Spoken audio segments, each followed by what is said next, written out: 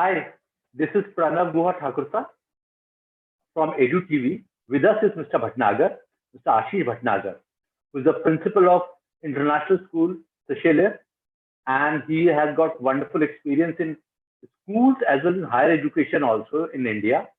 And he knows we have chosen him today because he knows the psychology of students who have passed out class 12th are into higher education also and the school students also.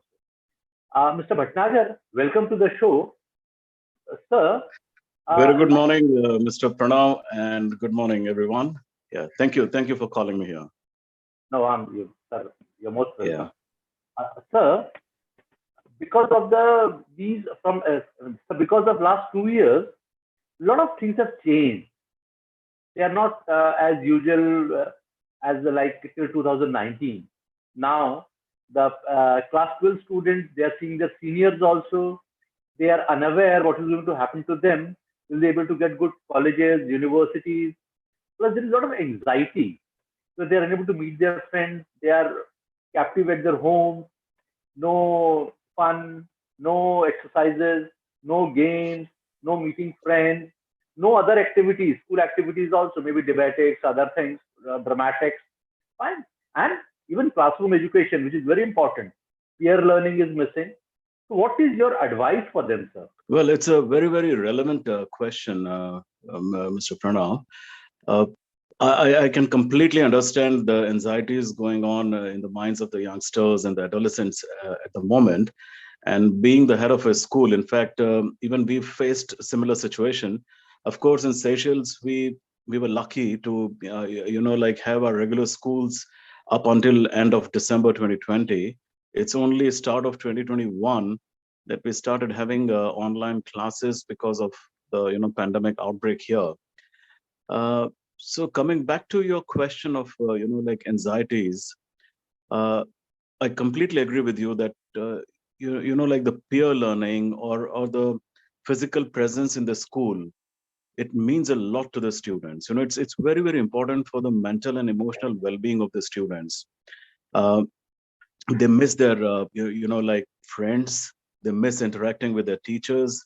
Of course, virtual platforms. There are a lot of schools that are having classes through the virtual platforms, but there is a huge difference between being virtual and being real. So this is what the whole difference is, and I think we really need to focus on the mental and emotional well-being of the students. Now, the schools definitely had tried their best. At some point, I believe some schools in India actually started from somewhere from eighth class onwards, somewhere from sixth class onwards, but again they had to close because of some positive cases in those schools and so on, and the second wave. So my advice to these students and parents will be basically to, of course, keep calm. This is a situation which is an unprecedented one. No one actually has faced this ever, and trust me, and in fact, I trust the government. They are doing their best. So the best thing is right now the students are with the parents, and the parents have a big responsibility here of giving the full mental and emotional support, whatever they can extend to the children. And if required, certainly like teachers, counselors, the coordinators, principals, vice principals, they can come into picture. They can pitch in wherever required. So these anxious moments, anxieties that what's going to happen, certainly is a big question, but I'm sure it can be dealt with. I can suggest some of the ways, but probably later, uh, towards the end. What is your advice for the teachers at this point of time?